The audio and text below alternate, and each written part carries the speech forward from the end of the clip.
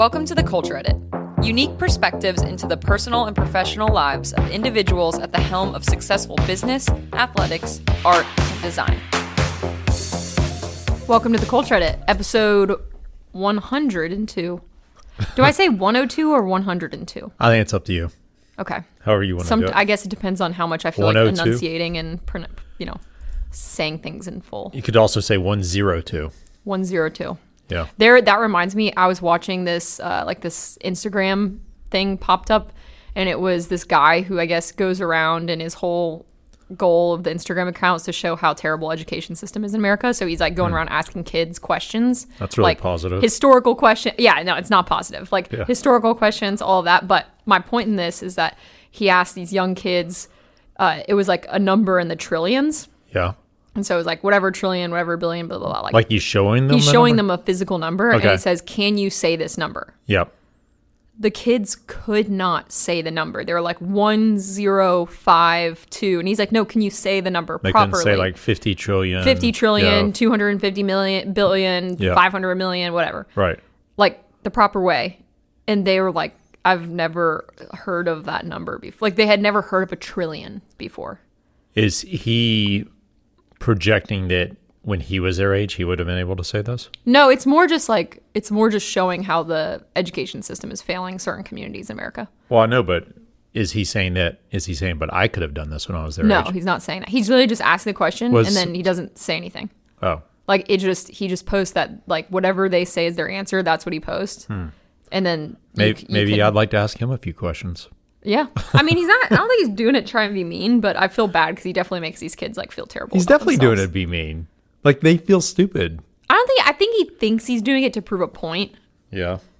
I don't know that he's doing it to embarrass the kids, but it is kind of a brutal thing to watch. Anyways, my point in saying that was like, how do I say episode 102 or 102 or 102?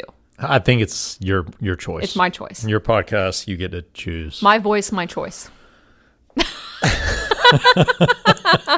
You gonna make a t-shirt? I don't want to, man. That rolls off the tongue. Anyway, so we've had quite the exciting weekend, and now we're recording Tuesday morning, so we'll be editing quick and turning it around. We do have a guest. The weekend feels like a long time ago. It does feel like a long time Yeah. ago. We do have a guest coming up, but we're actually going to save her episode for next week because we want to kind of put some buffer time between each episode.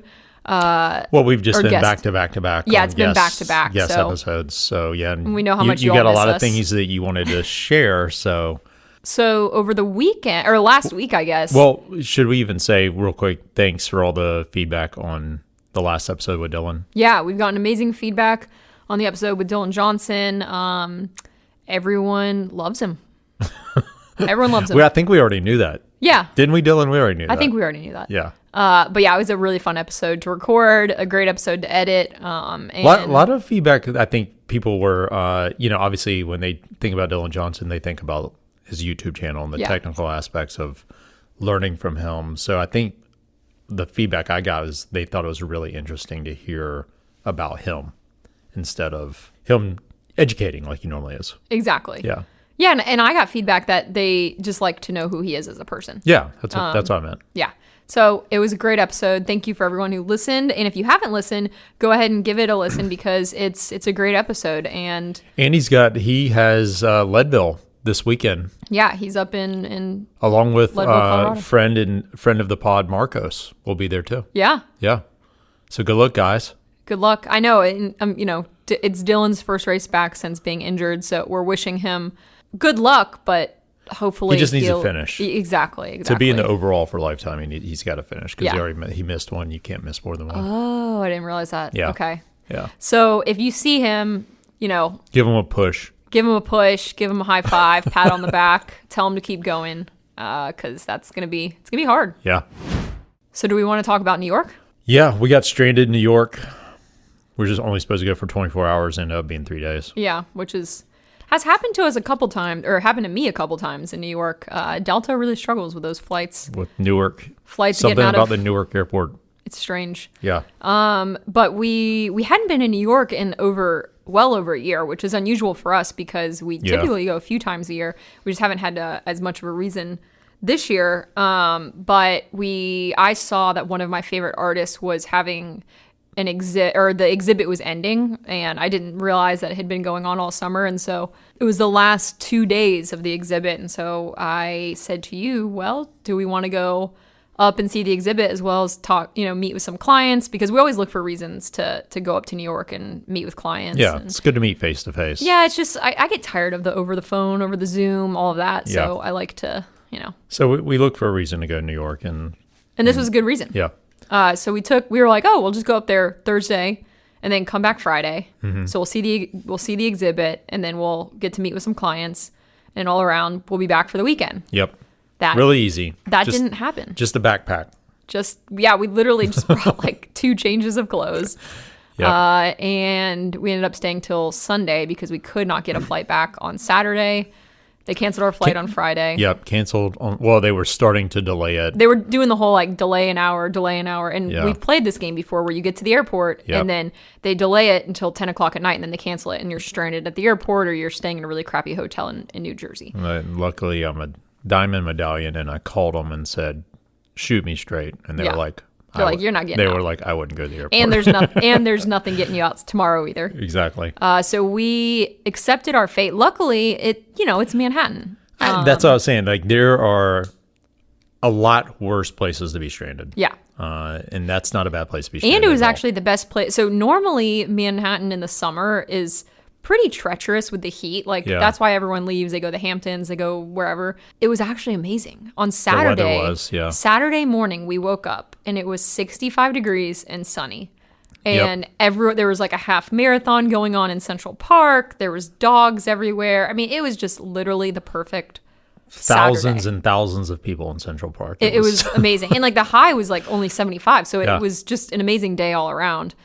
So we got really lucky. And then it rained. It was raining the entire weekend. It's still raining here in Atlanta. So we missed the weekend rain here. been raining 40 days back to New York. So do you want to talk about, because I was not familiar with William the Kentridge. artist. What's his name? William Kentridge. William Kentridge. But then when I saw his work, I saw that it's a big influence on your work, because your work you can see that you're influenced by Yeah. him. And then I was equally surprised when I saw the work in person, because it's massive. It's crazy. And 30 feet high kind of It's stuff. like as big as the room. And then I was equally surprised that you're such a fan, because he's like a 65-year-old white guy. Well, he's from South overweight white Africa. guy. He's like a 60-something-year-old like white guy from South Africa. Yeah. But he's a character though. Yeah. Yeah. Like he's a character. When I was 3 years old, I wanted to be an elephant. I failed at that. So I was reduced to being an artist. Looking like if you just saw this guy walking on the street, you would not think he's a creative genius. But No. I've read one of his books, and he's a playwright. He writes operas. He writes music. He's a composer. He's an artist. He's videographer. He does a lot of what he's been an artist since he was a little kid. Like I feel like so the history behind him is his parents were both lawyers in South Africa during apartheid, and they were actually representing a lot of the people who were, I guess, what do you want to say, like Suppressed. being like arrested and suppressed. And so they were defending people during apartheid, and that really opened his eyes to what was going on, not just in Africa but around the world, as far as like social injustices. And so a lot of his and he says, I feel like I have to make my art something huge because my parents were doing such great things as lawyers. And he's like, and I didn't initially want to be a lawyer, but I knew I had to do something to make an impact. It's a wise choice. And so at a very young age, he, like 8 years old, he started going to art school. And then he just went to art school the rest of basically through college, all of that. When did he become famous? In the 90s. So okay. in the, I think it was the late 90s, he started doing his stop motion animation. Yeah. So he does all of this where a lot of it's charcoal drawings. And so he draws and erases, and then draws something different, erases, and it moves the drawing across the paper. Yeah. And he's filming it, and it's stop motion. He does a lot of that. So when you think about like in the 90s. I mean, now I feel like people would see that and be like, oh, that's AI. But like back then, if you if you saw that, you'd be like, wow, that's, the only stop motion you can really think of is maybe like Disney movies, like if they were doing stop motion and that. And so for an artist to do this kind of new format of like drawing and erasing and filming it to create animation was something different. So that's when he really became famous. And then from there, again, he was brought in to write operas, plays. I prefer the solitary act of drawing. I prefer the companionship of collaborators. One of the hard things to realize is the edge of who one is, of what your imagination can produce. This is the job of the studio, to turn that which is invisible into something visible. So you start thinking you'll do a picture of the whole universe, but you end up with a coffee pot. Many different things. Yeah, and so his art, what we saw was mainly charcoal, I guess you'd say. Yeah, he does most of his work in charcoal, but it's like or ink. massive installations. Yeah, so a lot of it's like India ink. So he'll like use this massive, like this giant brush to draw with the India ink all over the paper, and a lot of charcoal, a lot of sumi ink, a lot of walnut ink. Do you use India ink? I don't actually have India ink, but I have walnut ink that I like. I've heard you mention walnut ink. It's just brown ink. It's used for calligraphy. Yeah. So is India ink.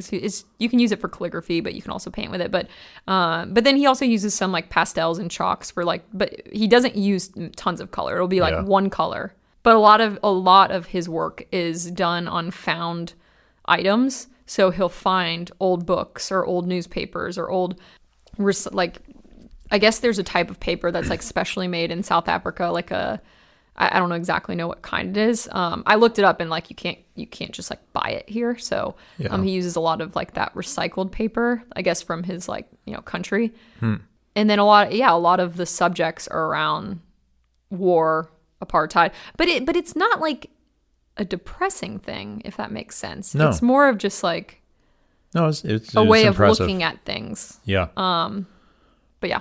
Yeah, it was cool. And that was at the Hausenworth Gallery, which was really cool. And then we had plans to go to all these other galleries in Chelsea there, and it was sprinkling rain. It was sprinkling. We were walking around outside still. And they all closed. They were closed due to the rain. Due to inclement weather. And we're like, what? It's like barely, like, what? But we did was it the next day we went to the Frick? Yeah. Okay. The next day we went to the Frick Collection Museum, which is on the Upper East Side.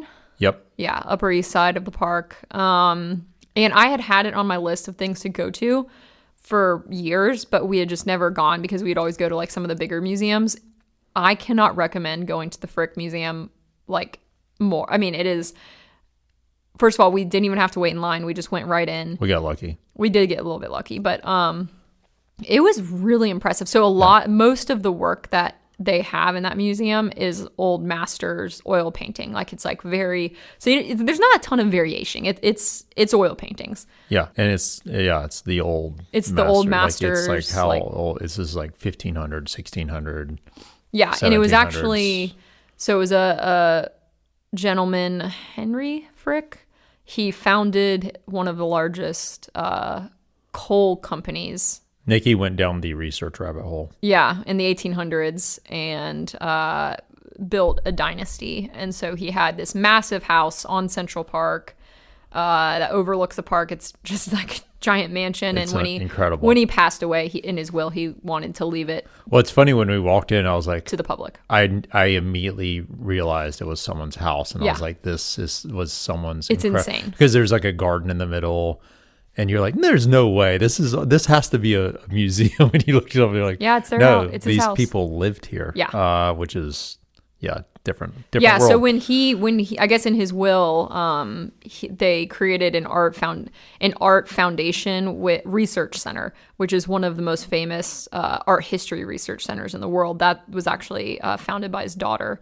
And then he donated all of the artwork, which has to be billions of dollars worth of artwork at this point, plus his house, to the public. Yeah.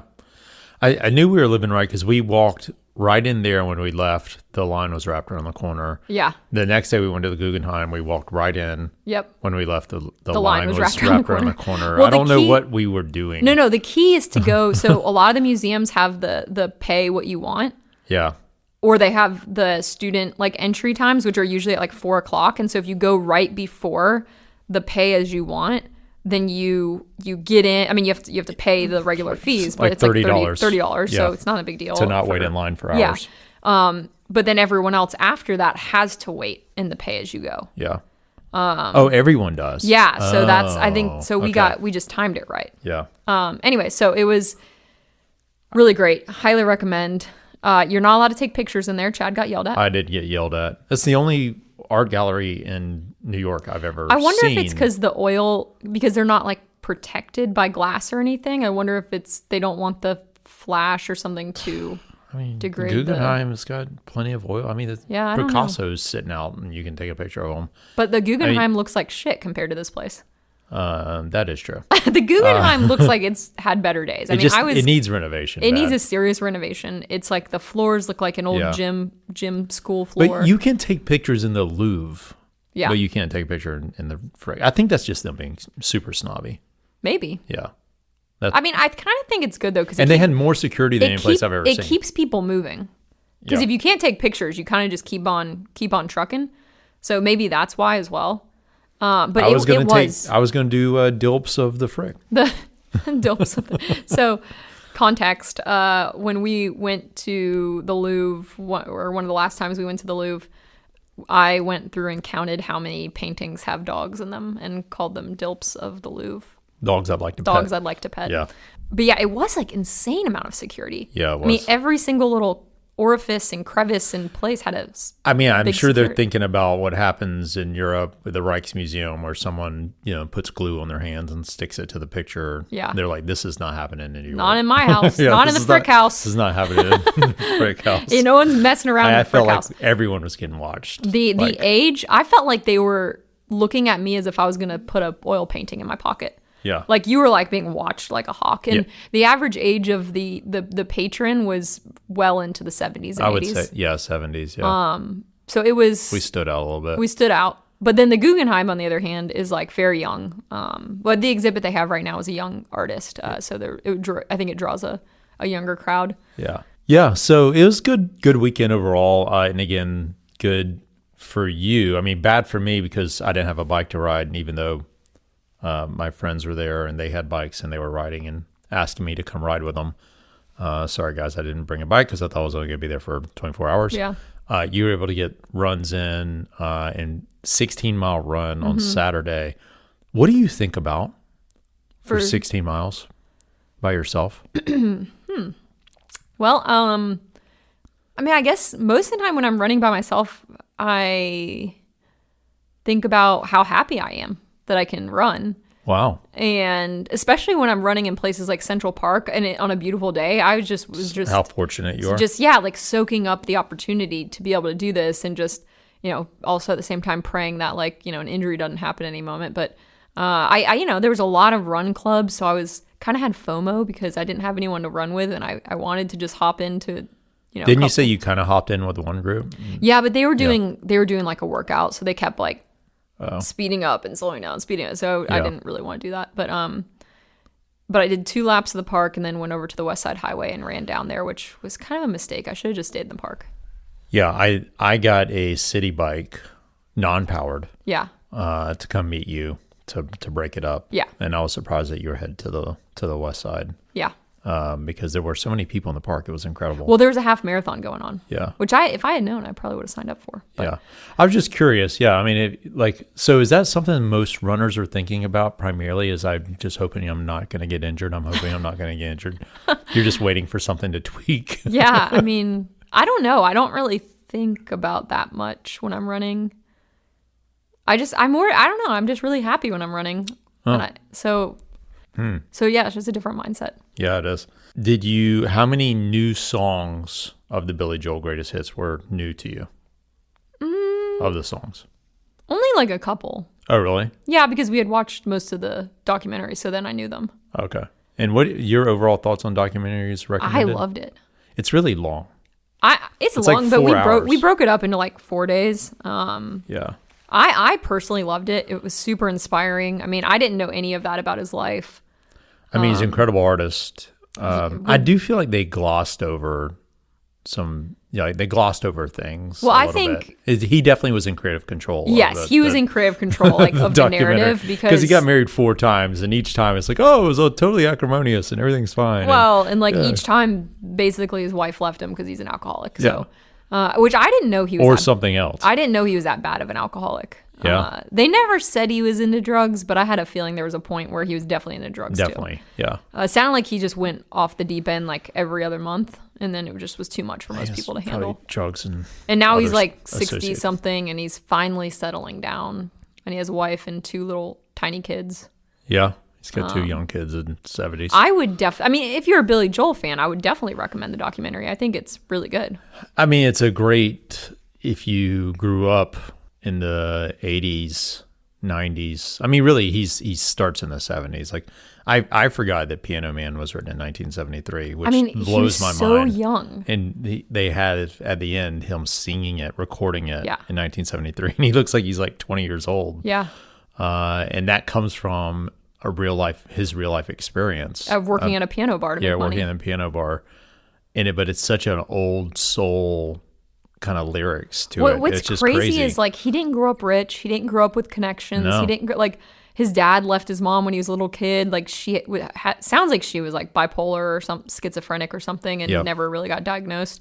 It's definitely a testament to like just grinding out hard work and commitment and Definitely. just never giving up no matter what. Like there were so many critics and so many times where I think he could have given up. And or after he just- lost all his money. Yeah, I mean, he lost. His manager stole all his $90 million from him. Yeah. And he had nothing. Yeah. And he was one of the most famous singers in the world. Yeah, which I didn't know that either. Yeah, and no, so I didn't know it that was. either. Anyways, I'd recommend it. Yeah. Did you like it? Yeah, no, I thought it was really good. Did it inspire you to play piano again? Yeah. The thing about playing piano is it takes a lot of time, Yeah. and I already have like so many things that take a lot of time, and so there's not enough time to do all the things that take all the time. That's true. But yeah, it did inspire me to play again. That's good. Do we want to talk about the Tour de Femme? Sure. What do you what do you want to What do talk you- about? I feel bad because you haven't Pauline Prévost you haven't won. talked about that much, so I'm trying to like. Pauline Prévost quit or paused mountain biking because she wanted to win the Tour de France, and she thought it'd take 3 years, and it took 1. Yeah. No. So I'm not surprised. No, she's incredible. She's completely incredible. I, like we talked about last time, I think having the Tour de Femme after the Tour de France actually is the wrong move. I think not as many people are paying attention to it because they're burned out from the Tour de France. But I didn't really watch that much. I mean, I watched some. I kept up with what was going on. Yeah, just like the highlights. This past weekend was also the U.S. Track and Field National Championship, Yeah. which we caught a little bit of. Yeah, highlights you saw of. more of it than I did. The main takeaway there, I mean, the normal people won that you would expect to. Not Shikari. Shikari did not win because she wasn't there. No, I thought she did make it, Oh, really? but she just didn't do well. Oh, okay, maybe. Yeah. Well, I just knew she got arrested right before. Yeah, in the so- airport. in the airport. In the airport. But I think the craziest thing that was happening there was a 16-year-old in the 800 meter broke the Crazy. world record. He got second The overall. under 23 world record. Under 18. Under 18 world. Well, it also would break the under 23 world record, I think. But he's going to be the youngest person ever for the U.S. to go to the World Championship in Yeah. Tokyo. And he's in high school, obviously, and 16 years old. But there was an article that talked about how all of the junior records have been broken within the last 4 years. And I looked it up. Every single Yeah. junior record from the 100 meter to 800 meters has been broken in the last. Because they're actually 3 like years. training properly. Yeah, it's training, it's coaching, it's nutrition, and then it's also equipment. So apparently there's new Super Spike shoes that they're using. But it made me think about what's happening in cycling with Pogačar being so much better and Vingegaard, like all these young guys, Del Toro, like all these young guys being so much better than the guys from the old era. Yeah. And that's something that we haven't talked about on the podcast, but you and I have talked about a lot, is like how Pogača and Vingegaard are going up mountains like at a record pace. Yeah. And everyone else in the top 10 on that mountain was part of the doping era. Yeah. And like some people were kind of talking about that. But it definitely, I think, speaks to, I think the running thing also speaks to exactly what's happening in cycling. It's just like the nutrition's so much better. Hopefully, that's all it is. The access to all of that. And the coaching and the is- science and also the equipment. Yeah. Well, because like even when you think of Pauline Prévost, they were in the article, they were talking about how she had access to all of the Visma like resources that the men have. Yeah. And she used all of it. Like every single resource The possibly equipment, for the everything. men's team. Like Yep. she used all of those resources to try and be her like best. Whereas in the past, I bet women's team wouldn't have had the opportunity to use any of those resources. No, I mean this idea of like women's team being part of the bigger World Tour program, that's Yeah. only a new thing. That's only been within the last 5 years. And that's the kind of thing that will propel women's racing Yeah. forward, because you see when you have access, and that's the same thing with like the high school kids in running. You just unless you were really in the world where like your dad was a famous runner or your mom was a famous runner or something like that, like you wouldn't necessarily have access at just like the average high school to do these things. Now it's like because of the internet, because of social media, because of just the ease of access to coaching and knowledge, people know exactly what they need to do. Yeah. And it's easy to find exactly who they need to find to help them do it. And if the parents are crazy enough, or passionate enough, I should say, Yeah. they're going to help their kids get there. Well, the 16-year-old, his dad is a world-class runner. Well, there you go. But yeah, there's all these others. Like, also, I think the U20, a lot of the U23 records have come down too. So it's all happening right now. Well, I mean, think about like how if like when you were growing up, you probably wouldn't have been able to watch a Zero. 16-year-old win No. this champion, Wouldn't break even this known record. Like about you it. wouldn't even have known about it. And Yeah. like you could have been, and you ran track in high school. Yeah. And so it's like you could have not seen that and then not be inspired. You don't really care. You're like, oh, whatever. I'm not meant to be a tracker. Like whatever. We didn't know what was happening outside of our district. Exactly. So now like kids in rural areas or even in cities can see on social media that this kid is doing this. And they say, well, mom, dad, like I can do that. Yeah.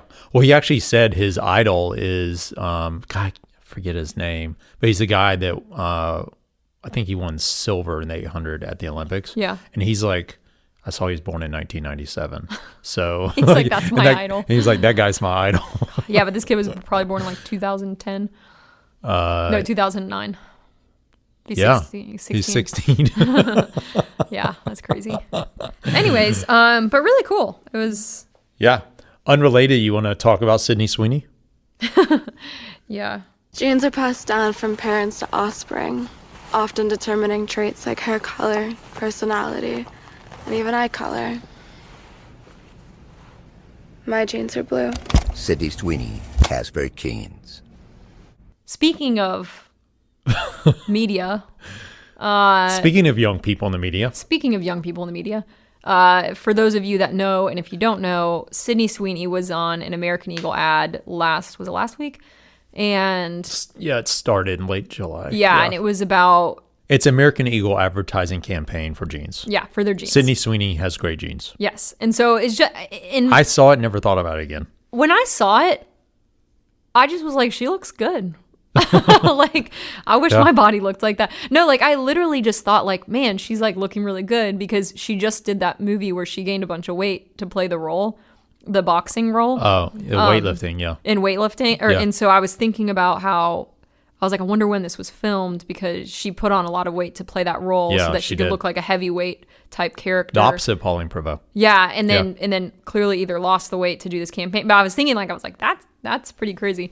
From like having to plan all that out, Yeah. But I actually didn't even get the pun.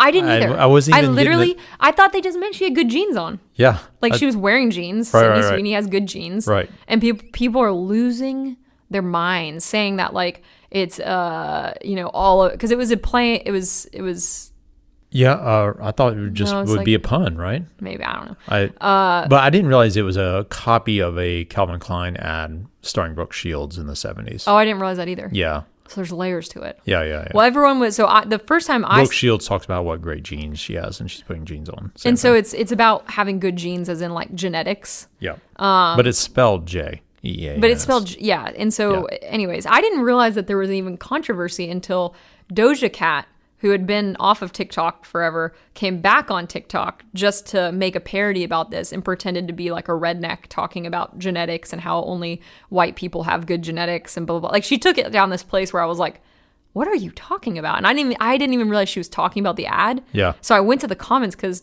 Doja Cat always posts like weird stuff. Yeah. And then I realized it was connected to the Sydney Sweeney ad. I'm like, whoa, how did we get here? How do we get here? I definitely think American Eagle and whoever their agency is that came up with this made a conscious decision to do a controversial Yeah. campaign. Yeah. And it's what we've seen other brands doing and thinking about. So it's this transition from brands wanting to be all inclusive And being scared of cancel and being culture. scared to now brands saying, you know what, we're in the most divisive part of our history in America. We can't be everything to everyone. Yeah. So let's lean into whatever group we want to target. Yeah. Knowing that we're going to piss off 50% of the country. And then that 50% that we're going to piss off is going to react to us. And then the 50% that we want to target is actually going to like us more because, because we pissed them off. Yeah. Yeah. Like that's the strategy. It's that's so happening crazy. now. And there's like all these other brands, I think, that have Yeah. come around and It's are, the counter cancel culture response. right. And yeah, it's just about it goes back to the original thing that people used to say, which is any PR is good PR. Yeah. Like it literally goes back to that. Like I feel like that's like the age old saying of like sex sells and any PR is good PR. And I feel like that's where brands are going because they're like, I give up. Like if we can't make everyone happy, we know that our demographic is a certain demographic that's going to shop at American Eagle. And those women, sure some men, but mostly women that shop at American Eagle, they look at Sydney Sweeney as an idol. They look at her and they say, she's pretty, she's successful, she's the hottest actress right now. I mean, that's another thing. It's like, it's not like they picked some random girl. The reason they picked her is because she's really popular right now. And these people that I don't like on the internet are attacking her. So I'm going to support her by buying Yeah. the jeans. Yeah, it's like it's pretty interesting. And I think, I haven't shopped at American Eagle since I was in high school. So I was going to ask you when was the last I time don't you were really in care. American Eagle. Well, American Eagle for me was like a special occasion because it was, when I was growing up, it was considered like that and Hollister were like really expensive. So I probably only had like one pair of. Where did American- Abercrombie fit in that? Yeah, Abercrombie was really expensive. Yeah. It was like more expensive than Hollister. But I didn't really shop there that much because it was more of like, I feel like Hollister was more popular when I was in high school. But anyways, it's interesting to see these ads, and like there's a lot of Do you think that could happen in the cycling world? what What we're talking about, this strategy, I think it'd be hard because the cycling brands. people who buy bikes are so all over the place. I don't know if there's Yeah, we were just talking about personas of bike consumer. I think it's a little like spread out. But I'm sure. I was trying to think about maybe it could happen on the apparel side. Well, like I mean, how people are critical I of like think Pottermall and Rafa and like that. I mean, I think like Lance Armstrong is using Oh. his personal brand to do that. I mean, there's a lot of people who hate Lance Armstrong for obvious reasons. Yep. And he doesn't care. Like he knows he can't make everyone happy. But there are a lot of people who love Lance Armstrong still. And I think he uses that to just say, you know what? I know my demographic. I know exactly who I'm talking to. I don't care if it's controversial. I'm just going to. Well, you're right. So all of those brands that advertise on the move have made that decision. Yeah, they made the decision they to know align themselves. that by advertising and on the move with Lance, that we are going to piss off a large demographic of people that should be interested in our product. Mm-hmm. But we're going to decide, or we've decided, that Lance supporting us is actually going to be more beneficial for that target that supports Lance. Because these brands are doing research, and just like American Eagle, they said, let's look at who our main demographic is. Who is spending the most money buying American Eagle jeans? All right, it's white girls with blonde hair that live in the suburbs in middle America, and they, go to the mall on the weekends or they order online and they're in high school. And who's their parents? And who are their parents? Yep. Because the parents are paying for this stuff, and the parents are living in the suburbs too. And so they just look at that and they say, okay, who are we going to piss off? And I say, okay, we're going to piss off this group of people, but are those group of people even buying our jeans? No. Yeah. People that are in the indie rock scene in the heart of New York City and the underbelly of the they're not buying American Eagle jeans. So while it's unfortunate that they are upset, because you hate to see people upset about anything. Yeah. At the end of the day, they're not buying the product, so it doesn't really matter. I wonder if those people though will realize that by reacting negatively, they're helping that brand. Yeah. If that is going to become a common understanding, and they'll stop reacting negatively. Maybe. I mean, that would be the smart thing to do, because if no one had reacted, if Doja Cat hadn't brought this to light, I would never even known. Yeah. I would have been like, American Eagle, whatever. Like, you know what I mean? So it's kind of interesting. And like, we were talking about David's protein bars. Uh-huh. So the founder of RX Bar founded the brand David, and it's good pretty name. minimalistic protein bar. I don't like the protein bars. I think it tastes like shit. It's a good name. You like them, don't you? I didn't really. I think I liked one flavor. I got the assortment, only because I like the name and the brand. Yeah. David. Yeah, it's Chad's name.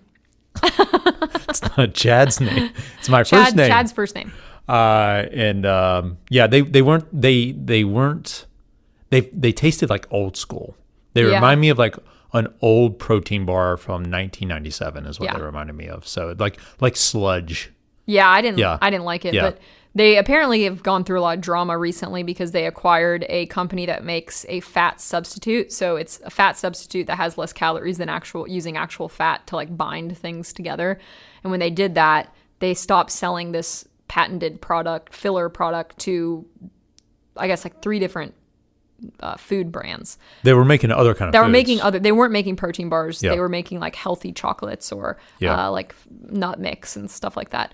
And so those companies sued them and said that they're trying to create a monopoly by not allowing them access to the patented product that their products are based around. Mm-hmm. And as far as I can tell, I didn't go too deep on this. It sounds like the judge is just like, you're not in the protein bar space. So they're not monopolizing anything. Yeah. You all could have signed an agreement with this fat company to have access to it for a certain amount of time, which is what David's did. And they didn't sign any contract. So David's just said, we're not supplying it to you anymore. Yeah. Whether that's right or wrong, I mean, it's just is what it is. It's right. It's an antitrust suit, and it's 100% right. It would be like someone suing a manufacturer of anything saying they won't allow me to buy the product. Yeah. And that's not You don't have a right to buy the product. exactly. Yeah. Yeah. So But that. what was the cod thing? But the interesting thing is, so because I guess it's created this drama, they deleted their entire Instagram, like literally their entire Instagram, Yeah. and just relaunched with cod, boiled cod as a But it's frozen. a protein source. But it's frozen. I don't really understand it. It's frozen. It's frozen boiled cod. All I know is because our guest, Jason Stewart from Yeah. episode 100, talked about this a lot. And you like put it in the microwave? I don't know about that part. Sounds disgusting. I think it's just a giant publicity stunt. I think it is too. but it's to get people to stop thinking about right. whatever So they were it like, is. let's take our protein bars off the market, Yeah. and or maybe they're still on their website. But we're now going to sell frozen cod. Yeah, it's really weird. But it came like packaged, like in their David packaging. Yeah, and so I think it's a way to just distract again, using all of these Pretty things to funny. distract from the media to get people back in there, to get them to see them as not a company that's trying to like create a monopoly, but see them as a company that's funny or that's trying to create That's something. pretty funny. Yeah, it's pretty funny. So, anyways, companies are If the folks at David want to send us a few bars for Nikki to try and a frozen cod, we'll be happy to do it. So send that on over. Ooh. Yeah, you might have to sponsor the podcast to get me to do that. But I think that what else? Do we have anything else today? That was all over the place. So Yeah, I think we're good for a one-on-one. All right. We've got a lot of things coming up. We'll have a guest next week. By the way, this is Nikki and Chad Strickland from The Culture Edit. Go to the website, thecultureedit.com, to subscribe to our newsletter, or speed-studio.com to subscribe to our cycling and running newsletter. So one's a business, thecultureedit.com is And the make business. sure you like, subscribe, and share this podcast. That is a huge help. And then we've got some travel coming up that we'll talk about soon, and some really cool guests. Yeah, that we're are really lined up. excited. So for those folks that, those folks that have joined us from